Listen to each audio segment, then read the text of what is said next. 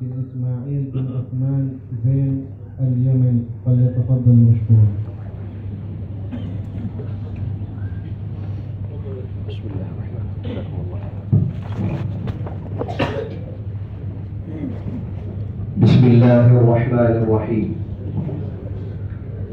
الحمد لله رب العالمين حمد الشاكرين المنيبين، حمد عباده الموقنين المؤمنين المحبين، والصلاة والسلام على سيد الأولين والآخرين، السراج المنير، من بعثه الله عز وجل رحمة للعالمين وشرفنا به دنيا ودين، سيدنا ونبينا محمد وعلى آله وصحبه أجمعين، وعلى التابعين لهم بإحسان إلى يوم الدين، وعلينا معهم وفيهم برحمتك يا أرحم الراحمين.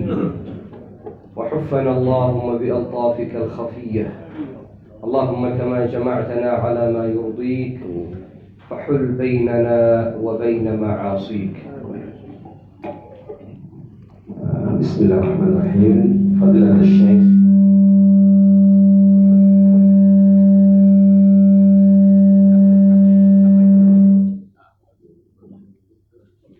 Alhamdulillah, Fadilat Syekh Hafizahullahu wa wafaqahu wa saddada khutbah, memulakan majelis dengan membaca basmalah, hamdalah dan salawat ke atas Rasulullah SAW, ke atas para sahabat, tabi'in dan tabi'in, dan untuk kita semua juga. Amin ya rabbal alamin. أما بعد، فإننا في هذه الليلة بلا شك يغمرنا الفرح والسرور والبهجة والحبور بذكر الله ورسوله صلى الله عليه وسلم، وبالخصوص أن وافق هذا المجلس ليلة مباركة كريمة شريفة. ففي هذه الليلة يتذكر المسلمون في مشارق الأرض ومغاربها، في كل بقعة من بقاع المسلمين، يتذكرون أن الله سبحانه وتعالى أنار الأرض بميلاد سيد الكونين وإمام الثقلين نبينا المصطفى المجتبى صلى الله عليه وآله وصحبه وسلم. Alhamdulillah, tak syak lagi kita semua pada malam ini sangat bergembira, sangat bersukaria, karena pada malam ini kita berhimpun memuji Rasulullah SAW. Dan berkebetulan pula malam ini malam 12 Rabiul Awal, seluruh dunia bergembira menyambut peristiwa keputraan kelahiran Rasulullah SAW yang telah menaringi dunia semuanya dan dunia akhirat juga. ولا شك أيضا أن هذا المجلس مما يزيد في إيمان المؤمن، لأن الإيمان يزيد بطاعة الله سبحانه وتعالى، وهذا المجلس محفوف بذكر الله سبحانه وتعالى ورسوله صلى الله عليه وسلم، وبقراءة القرآن وبقراءة السيرة النبوية. Malam ini iman orang mukmin semuanya meningkat, bertambah. Karena iman tidak dapat berkurang, dapat juga bertambah. Kita memuji Rasulullah SAW, menerangkan sifat-sifatnya, sejarah-sejarahnya semuanya, patutnya menjadikan iman kita naik meningkat pada malam ini. وأيضا فإن محبة المصطفى صلى الله عليه وسلم درجات ومقامات. Dan lagi derajat kecintaan kita kepada Rasulullah SAW masing-masing orang tidak sama. Mungkin setiap orang ada level tertentu. فأمثال هذا المجلس المبارك مما يزيد المحبة في قلب المؤمن. Majelis seperti ini sepatutnya menambah kecintaan kita kepada Mustafa sallallahu alaihi wasallam. فكم مرة في هذا المجلس صلينا على النبي صلى الله عليه وسلم. Sungguh banyak, berapa kali kalau kita kira semuanya pada malam ini kita bersalawat dan bersalam kepada Rasulullah SAW. ولا شك بأن منا كثيرا ممن تمنى في هذه اللحظات وفي هذا المجلس، تمنى عند ذكر النبي المصطفى صلى الله عليه وسلم أن يرزقه الله عز وجل زيارته الشريفة صلى الله عليه وسلم. Pada malam ini setiap kita menyebut, memuji, bersalawat dan bersalam ke atas Rasulullah SAW, kita semuanya teringin menziarahi baginda Rasulullah SAW. فيكون هذا المجلس المبارك سببا من أسباب زيادة محبته صلى الله عليه وسلم وزيادة التعلق به صلى الله عليه وسلم. Majelis ini menambahkan kecintaan kita kepada baginda Rasulullah SAW dan menambahkan ketergantungan hati kita kepada baginda Rasulullah SAW. وكل مجلس فيه ذكر الله وذكر رسوله صلى الله عليه وسلم، كل مجلس من مجالس العبادة والطاعة مما يزيد الإيمان ويزيد المحبة للنبي صلى الله عليه وسلم. Setiap majelis zikir seperti ini, majelis salawat dan salam, patutnya menambah kecintaan kita kepada Rasulullah sallallahu alaihi wasallam. وأيضا فإن هذا المجلس يعمه السرور والأنس والبهجة، لا تجد أحدا في هذا المجلس بهذا الذكر الطيب يشكو من القلق أو التوتر أو ضيق القلب أبدا، بل كلنا فرحون مسرورون مبتهجون نشعر بأننا في روضة من رياض الجنة. Pada malam dan majelis seperti ini, kegembiraan kita bertambah, kegundahan, kerungsingan kita hilang, karena kita memuji Rasulullah SAW, bersalawat dan bersalam kepada baginda. وهذا الفرح بالنبي المصطفى صلى الله عليه وآله وصحبه وسلم مذكور في القرآن الكريم في قوله سبحانه وتعالى: قل بفضل الله وبرحمته فليفرحوا فبذلك فليفرحوا هو خير مما يجمعون.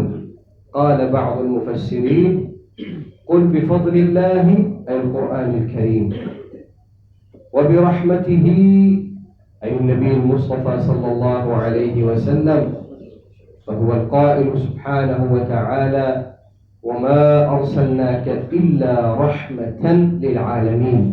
قل بفضل الله وبرحمته فبذلك فليفرحوا هو خير مما يجمعون، أي الفرح بالقرآن والفرح بالنبي صلى الله عليه وسلم هو بهجة الدنيا وهو زينة الدنيا وهو فرح أعظم من الدنيا كلها.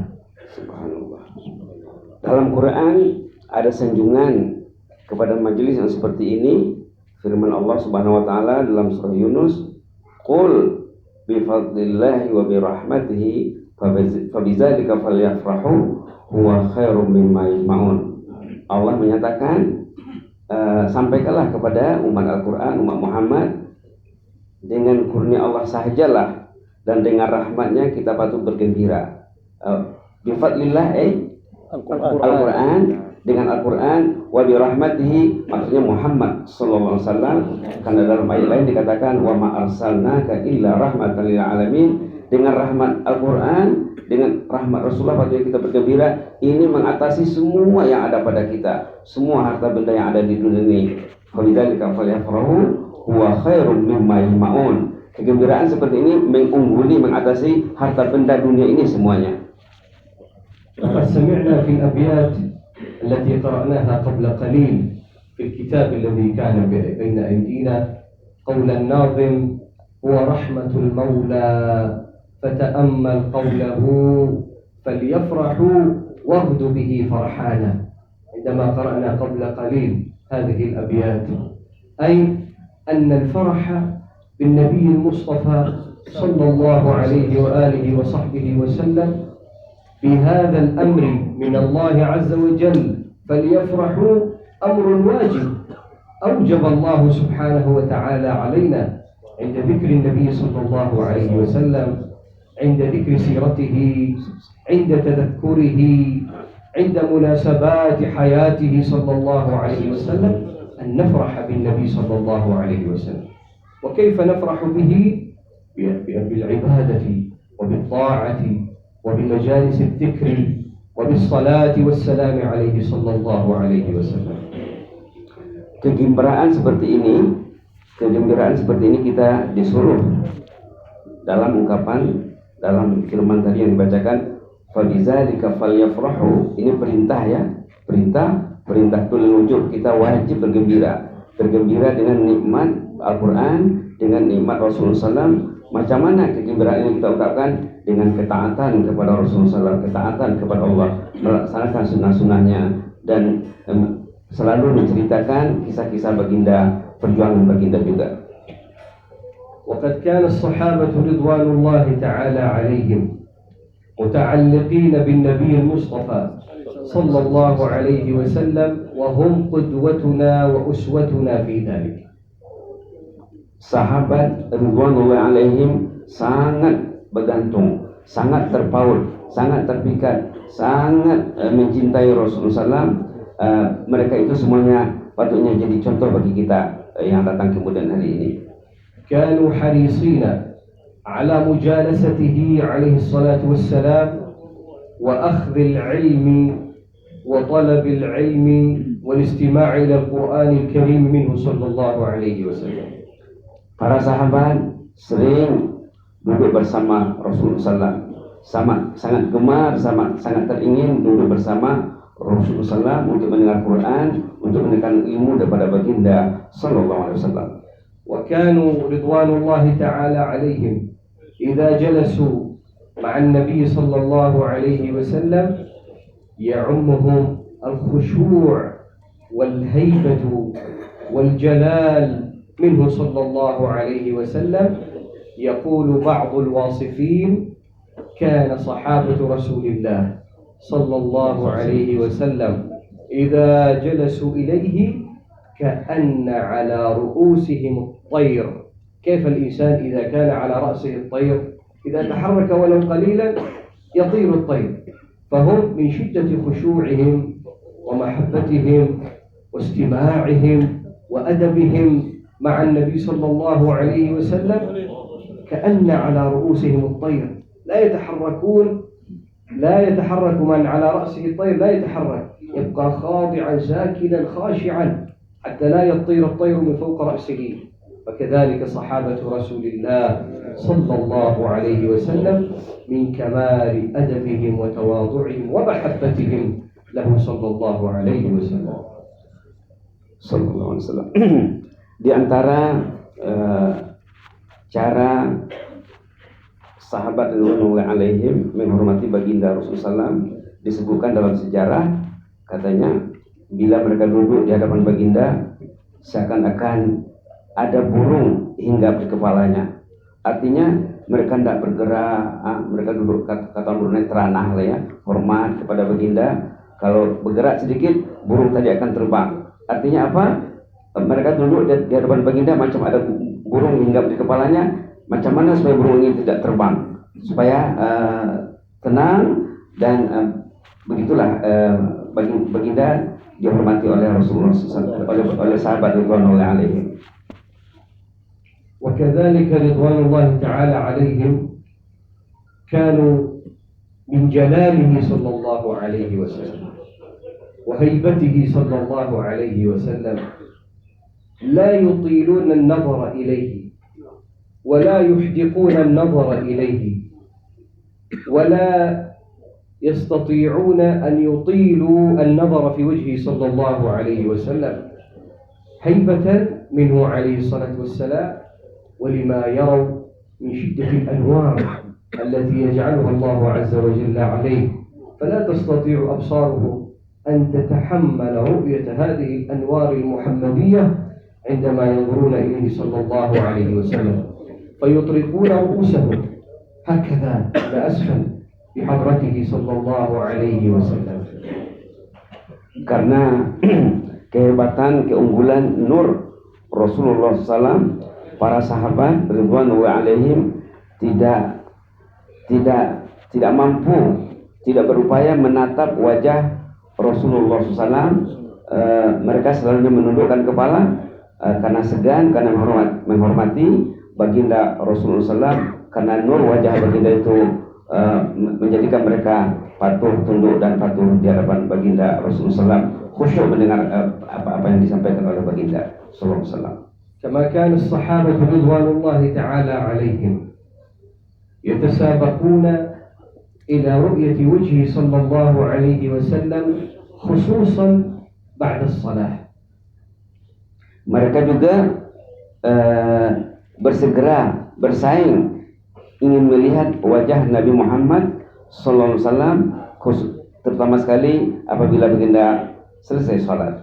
لأنه عليه الصلاة والسلام في الصلاة يكون في مناجاة ربه. Karena baginda dalam salat memang berinteraksinya dengan Allah Subhanahu wa taala, memang benar-benar bermunajat kepada Allah Subhanahu wa taala. وفي الحديث يقول النبي صلى الله عليه وسلم الصلاة ضياء والصدقة برهان. الصلاة ضياء أي الصلاة نور في القلب وفي الوجه. Dalam hadis Rasulullah SAW berpesan, as-salatu diya, salat itu cahaya, salat itu nur, dan was-sadaqatu burhan, dalil ala sidqil iman, dan sedekah dalil membuktikan keimanan seseorang. فلما كان النبي صلى الله عليه وسلم يصلي بالصحابة رضوان الله تعالى عليهم كانوا يتسابقون ليصلوا عن يمينه صلى الله عليه وسلم، عن يمينه، لأنه عندما يسلم صلى الله عليه وسلم من بعد الصلاة يلتفت إلى من على يمينه. Subhanallah. Para sahabat semuanya ingin menatap wajah baginda Rasulullah SAW, terutamanya selepas salat. Mereka berebut ingin berada di sebelah kanan, karena bila baginda mengakhiri salat memberi salam, baginda akan menoleh ke kanan dulu, seperti mana kita salat sekarang. Jadi para sahabat berebut ingin melihat wajah baginda saat selesai bermunajat dengan Allah Subhanahu wa taala. فكان عليه الصلاة والسلام بعدما ينتهي من الصلاة يلتفت على من على يمينه أولا، فيكونون هم أول من ينظر إلى وجهه صلى الله عليه وسلم وهو خارج من مناجاة ربه سبحانه وتعالى، فينظرون إلى تلك الأنوار المحمدية، الأنوار التي أفاضها الله عز وجل عليه في الصلاة. Para sahabat menyaksikan nur wajah baginda Rasulullah SAW, nur al-Muhammadi ataupun an-nur al-anwar al-Muhammadiyah, saat baginda selesai bersalat. Memang disaksikan oleh para sahabat cahaya wajah baginda sangat luar biasa, ya, karena baru bermunajat dengan Allah Subhanahu wa taala.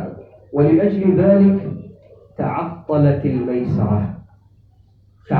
الميسرة يعني عن يسار النبي صلى الله عليه وسلم. الصحابة ما أصبحوا يصلون هناك، كلهم يريدون أن يصلوا على يمينه صلى الله عليه وسلم. Jadi saf sebelah kiri di masa baginda bersolat dengan para sahabat macam akan kosong, macam ditinggalkan, karena mereka berebut ingin menatap wajah baginda di sebelah kanan saf. ولو تفكرنا وتخيلنا المسجد النبوي الشريف لرأينا أن محراب النبي صلى الله عليه وسلم محل صلاته هو في آخر الروضة الشريفة من ناحية الغرب، في آخر الروضة الشريفة من ناحية الغرب قرب المنبر، أي أن الصحابة رضوان الله تعالى عليهم كانوا يفضلون الصلاة على يمين النبي صلى الله عليه وسلم للنظر في وجهه الكريم صلى الله عليه وسلم على الصلاة في الروضة الشريفة، على الصلاة في الروضة الشريفة، فيعتبرون أن النظر إلى وجه صلى الله عليه وسلم أجمل في أعينهم وفي قلوبهم من الجلوس على يساره ولو كان في الروضة الشريفة. Kalau kita perhatikan kedudukan mimbar baginda Rasulullah SAW sebelah ujung raudhah, di sebelah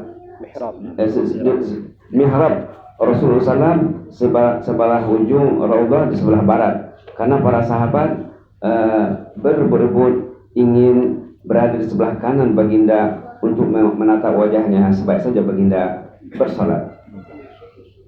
فلما رأى النبي صلى الله عليه وسلم ذلك قال: من صلى على ميسرة الإمام آتاه الله أجره مرتين.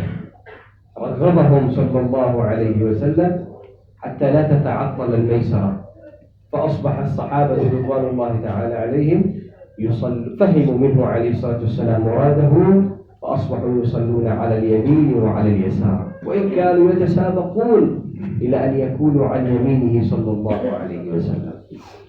Setelah didapati baginda saf sebelah kiri macam tadi disebut tadi macam terbiar ataupun kosong, baginda pun menyampaikan pesan emasnya. Baginda mengatakan, siapa yang sembahyang bersolat di sebelah kiri, dia akan mendapat pahala dua kali ganda. Lalu para sahabat pun faham maksud baginda itu, mereka pun mengisi juga saf sebelah kiri.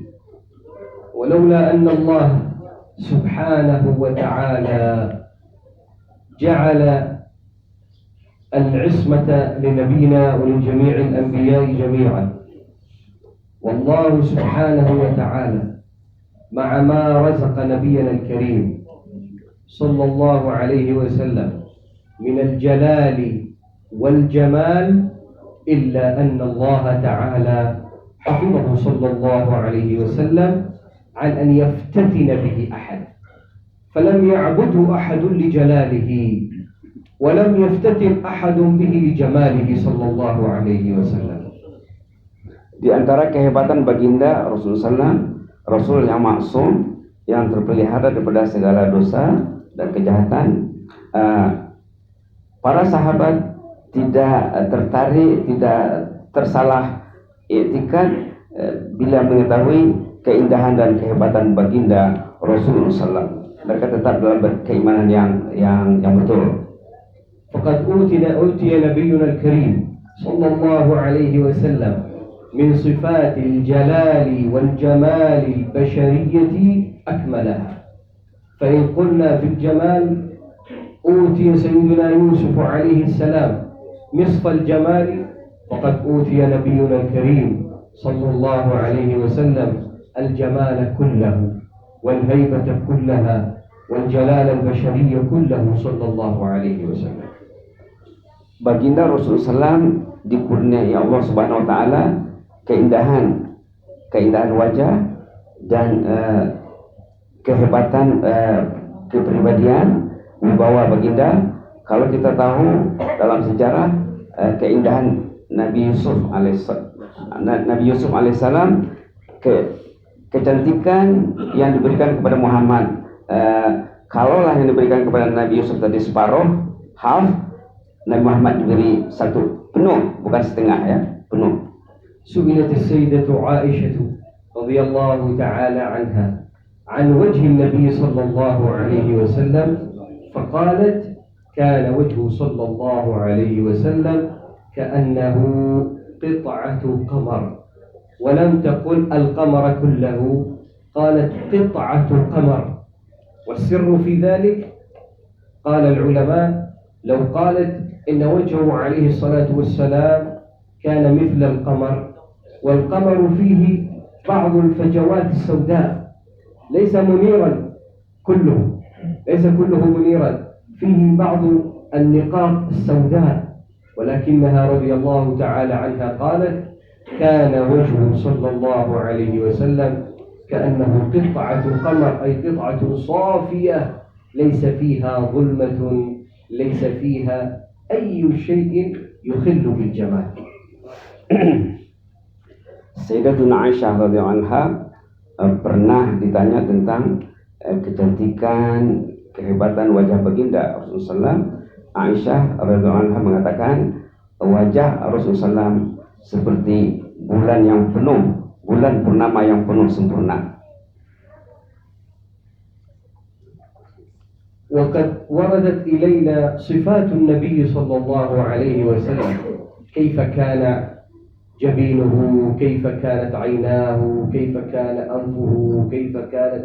قال العلماء: وردت هذه الصفات الخلقية عليه الصلاة والسلام، صفاته الخلقية من صغار الصحابة، لأنهم هم الذين كانوا يطيلون النظر إلى وجه النبي صلى الله عليه وسلم، ولم ترد عن كبار الصحابة غالبا، لأنهم لم يكونوا يستطيعون أن يطيلوا النظر إلى وجهه صلى الله عليه وسلم. Terdapat dalam sirah seperti yang kita baca, kita simak selalu, kita dengar juga tentang keindahan, kecantikan wajah baginda Rasulullah SAW. Pada umumnya hadis-hadis yang diceritakan tentang kehebatan, kecantikan wajah baginda itu diriwayatkan daripada sahabat-sahabat yang junior lah, yang katalah yang remaja, yang kanak-kanak. Karena sahabat-sahabat yang berusia katalah 40 ke atas pun yang sudah tua gitulah ya, kurang lebih tidak mampu menatap wajah baginda, kecuali bagian belia, golongan belia yang melihatnya. Maka hadis-hadis mengenai wajah baginda itu diriwayatkan kepada para sahabat yang berusia muda, begitulah. ونحن عندما نسمع هذه السيرة النبوية الشريفة ونسمع صفاته صلى الله عليه وسلم، كلنا يتمنى ونقول: ليتنا رأينا النبي صلى الله عليه وسلم، ليتنا كنا من صحابة رسول الله صلى الله عليه وسلم. وهذا بلا شك من علامات الإيمان، ولا شك بأنه من علامات المحبة الصادقة. Kita semuanya teringin kalau ada peluang untuk menatap wajah baginda seperti mana para sahabat. Bila kita baca, mendengar, apalagi dalam pujian-pujian yang kita dengar tadi, kita ingin bersama baginda Rasulullah SAW, menatap wajahnya juga. Ini adalah di antara dalil kita untuk mencintai dan mengimani baginda Rasulullah SAW.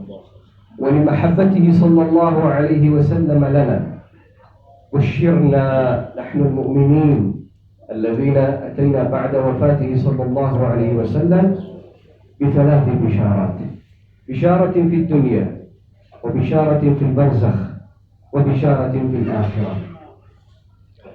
Rasulullah SAW, sebagaimana kita semua mencintai baginda, baginda juga mencintai umatnya, sehingga yang datang kemudian hari macam kita juga. Baginda menyatakan kecintaannya kepada umat melalui tiga jenis, 3 bentuk kabar gembira: semasa hidup, semasa di alam barzah, dan semasa di akhirat. Al-bisharatu al-ula fi dunya. Berita gembira pertama waktu kita hidup di dunia ini. بشر النبي صلى الله عليه وسلم بأن من رآه في النوم، أي في الدنيا، من رآه في النوم فقد رآه في اليقظة. قال عليه الصلاة والسلام: من رآني في النوم فقد رآني، أي كأنه رآه في اليقظة حقيقة، لأن رؤيا النبي صلى الله عليه وسلم في النوم بشارة بأنه سوف يراه صلى الله عليه وسلم في يوم القيامة، في اليقظة في الجنة وفي يوم القيامة. قال صلى الله عليه وسلم: فإن الشيطان لا يتمثل به صلى الله عليه وسلم. فمن رأى النبي صلى الله عليه وسلم في النوم فقد رآه حقا صلى الله عليه وسلم.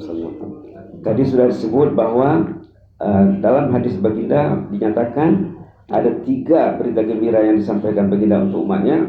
Pertama, hadis mengatakan siapa yang bermimpi berjumpa baginda dalam tidur, berarti mimpinya itu betul. Berarti nanti akan berjumpa dengan Rasulullah SAW di akhirat. ولكن السؤال هنا كيف نعرف وكيف يعرف الرائي أن هذا الذي في النوم هو رسول الله صلى الله عليه وسلم ونحن لم نره صلى الله عليه وسلم. Tetapi macam mana kita nak pasti? Macam mana kepastiannya bila kita berjumpa dengan Nabi Muhammad dalam tidur, dalam mimpi? Macam mana nak pasti ini itu betul Rasulullah atau macam mana? هناك علامتان ودليلان. Ada 2 tandanya. العلامة الأولى أو الدليل الأول أن يخبر هو صلى الله عليه وسلم في النوم بأن يقول لك أنه رسول الله صلى الله عليه وسلم. Pertama, bila orang itu bermimpi berjumpa Rasulullah SAW, Nabi Muhammad sendiri mengatakan dialah Nabi Muhammad itu. العلامة الثانية أو الدليل الثاني Bukti atau tanda yang kedua, أن يأتيك إلهام أو هاتف كأنك تسمعه بأن هذا رسول الله صلى الله عليه وسلم. tanda yang kedua, orang yang bermimpi tadi dia menerima message ataupun bisikan, ilham bahwa itulah Rasulullah SAW. وبحسب صلاح الرائي فإنه يراه صلى الله عليه وسلم أجمل وأجمل وأجمل. Mengikut kadar level kesalehan, ketaatan si yang bermimpi tadi, begitulah dilihatnya Nabi Muhammad SAW. فكلما كنت في الطاعة أقرب وكلما كنت إلى محبته صلى الله عليه وسلم أقرب وكلما كنت تصلي عليه صلى الله عليه وسلم أكثر إلا ورأيته في أحسن صورة وأجمل صورة صلى الله عليه وسلم. Mengikut ukuran level kecintaan orang itu kepada Muhammad SAW dan mengikut berapa banyak dia berselawat kepada baginda, berapa cintanya kepada baginda, begitulah dia akan melihat ada diberi peluang kebahagiaan melihat baginda dalam mimpi. البشارة الثانية في البرزخ. Berita gembira kedua semasa di alam barzakh. ورد في الحديث الشريف أن الملائكة تقول للمؤمن من ربك وما دينك ثم تقول له وماذا تقول في هذا الرجل في هذا اسم إشارة للحاضر هذا اسم إشارة وبيان للحاضر. قال العلماء هذا دليل على أن المؤمن يرى النبي صلى الله عليه وسلم في البرزخ فلا يتلعثم لسانه. عندما يرى النبي صلى الله عليه وسلم يطمئن قلبه ويستبشر ويفرح فيقول هذا رسول الله أتانا بالقرآن أتانا بالإسلام ويكون بذلك ينجو من عذاب القبر. Bukti yang kedua di alam barzakh, saat orang itu ditanya oleh malaikat, dan semua kita akan ditanya siapa Tuhan, man rabbuka, apa agama, dan siapa orang ini, man hadza. Hadza itu biasanya untuk orang yang ada di depan, bukan yang jauh yang tak nampak. Orang ini siapa? Orang itu akan ditanya nanti dalam kubur. Ternyata itulah Nabi Muhammad SAW. Peluang yang kedua. البشارة الثالثة في الآخرة. Berita gembira yang ketiga di akhirat nanti, di negeri pembalasan. أن المؤمنين مؤمني هذه الأمة المحمدية يرون النبي صلى الله عليه وسلم يوم القيامة. Orang beriman, mudah-mudahan kita diterima iman kita ya, amin ya rabbal alamin. Orang beriman semuanya akan melihat Rasulullah SAW. نراه في المحشر مع كثرة زحام الناس. Kita akan diberi peluang melihat, menatap wajah baginda walaupun orang di sana penuh sesak. ولكن أين نراه؟ Tetapi di mana kita berpeluang melihat baginda? الجواب جاء منه صلى الله عليه وسلم. Sudah dijawab oleh baginda, dijelaskannya juga. وفي الحديث الشريف أن أحد الصحابة رضوان الله تعالى عليهم جاء إلى النبي صلى الله عليه وسلم قال يا رسول الله إذا كان يوم القيامة أين أجدك؟ أين أبحث عنك؟ والناس كثير أين أجدك في ذلك الزحام؟ Sahabat pernah berjumpa baginda Rasulullah SAW. Nanti katanya dari kiamat macam mana saya ingin berjumpa baginda? Di saat orang itu sesak, semua manusia berkumpul di sana, macam mana dapat peluang berjumpa dengan baginda Rasulullah SAW? فذكر له النبي صلى الله عليه وسلم 4 مواضع يكون فيها النبي صلى الله عليه وسلم متنقلا هنا وهنا وهنا وهنا 4 مواضع نجد فيها النبي صلى الله عليه وسلم يوم القيامة. Baginda menyatakan dalam 4 keadaan, 4 tempat kita akan diberi peluang berjumpa dengan Rasulullah SAW pada hari pembalasan nanti. قال عليه الصلاة والسلام اطلبني عند الحوض يعني عند الكوثر. Pertama di dekat telaga baginda, telaga Al-Kautsar. فإن لم تجدني فعند الصراط. Kalau tak jumpa baginda di dekat telaga, di dekat sirat, titian Siratal Mustaqim. فإن لم تجدني فعند الميزان. Kalau tak jumpa juga dekat sirat, dekat dacing timbangan. فإن لم تجدني فعند باب الجنة. Kalau tak jumpa juga, peluang yang keempat terakhir di pintu surga ditunggu oleh baginda Rasulullah SAW. هذه ال4 المواضع يتنقل فيها النبي صلى الله عليه وسلم. Di tempat yang empat ini baginda berpindah-pindah. Mula-mula tadi apa? عند الكوثر. Di dekat telaga. Kemudian dekat mizan, sirat, عند الميزان. dekat timbangan dan di pintu surga. لماذا يتنقل صلى الله عليه وسلم في هذه ال4 المواضع؟ Kenapa baginda berpindah-pindah di tempat yang empat ini? من أجل أمته صلى الله عليه وسلم. Demi menyelamatkan umat sallallahu alaihi wasallam. أما عند الحوض فهو يسقيهم بيده صلى الله عليه وسلم. Dekat telaga baginda memberi minum dengan tangannya sendiri. أو بعضهم يشرب بنفسه. Ada juga yang minum sendiri. وإذا رأى أحدا من أمته يقول أمتي أمتي. Bila baginda melihat umatnya sendiri, baginda akan memanggil umatku, umatku, umatku. وعند الصراط يقول يا الله أمتي أمتي حتى يجاوز على الصراط من فوق نار جهنم والعياذ بالله تعالى. Di dekat sirat saat meniti jembatan, baginda juga merayu kepada Allah, ummati, ummati, selamatkan umatku, selamatkan umatku, selamatkan umatku. وعند الميزان يسأل الله تعالى أن ينجي أمته وأن ترجح حسناتهم حتى يكونوا من أهل الجنة. Saat amal ibadat ditimbang juga, baginda meminta kepada Allah supaya menyelamatkan umat, supaya amal kebajikannya lebih berat daripada kejahatannya, supaya selamat dari azab Allah. وأما عند باب الجنة Dekat pintu surga, فهو صلى الله عليه وسلم يرحب بأمته عند دخولهم إلى الجنة. baginda Rasulullah SAW nanti mengatakan selamat datang, welcome kepada umatnya dekat pintu surga. ويدخل النبي صلى الله عليه وسلم الجنة مرتين. Dan Muhammad masuk surga 2 kali.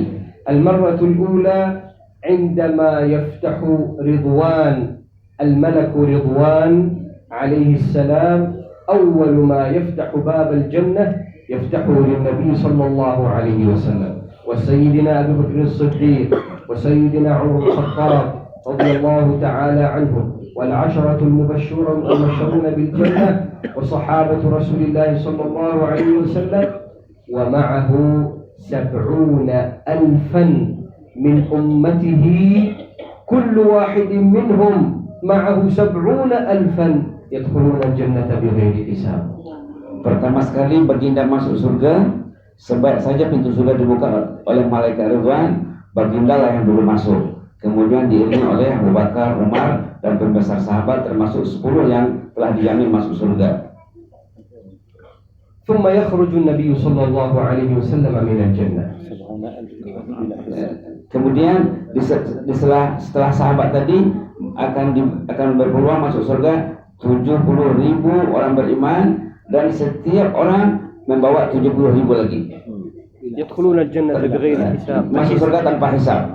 من فضل الله سبحانه وتعالى لهم. dengan kurnia Allah Subhanahu wa taala. اللهم اجعلنا منهم اللهم اجعلنا منهم اللهم اجعلنا منهم يا رب العالمين. ثم يخرج النبي صلى الله عليه وسلم من الجنة مرة أخرى Kemudian sesudah itu baginda Rasulullah SAW keluar surga lagi حتى يشفع في أمته untuk memberi syafaat kepada umatnya ويشفع في كل الأمم السابقة. dan mensyafaatkan umat-umat terdahulu juga. فهو صلى الله عليه وسلم الشافع الأعظم يوم القيامة. Baginda Muhammad SAW memberi syafaat yang terutama sekali dari kiamat nanti. اللهم اجعلنا ممن تشفع بهم النبي المصطفى صلى الله عليه وسلم. اللهم اجعلنا ممن يدخلون الجنة بغير حساب ولا عتاب ولا عقاب ولا فتنة ولا بلية ولا مصيبة لا في الدنيا ولا في البرزخ ولا في الآخرة. اللهم اجعلنا من أحباب المصطفى صلى الله عليه وسلم. اللهم اجعلنا من أحبابك المخلصين واجعلنا من أهل القرآن والسنة واجعلنا من أهل العلم والعمل يا رب العالمين إنك سميع مجيب والحمد لله رب العالمين. سبحان ربك رب العزة عما يصفون وسلام على المرسلين والحمد لله رب العالمين. الفاتحة.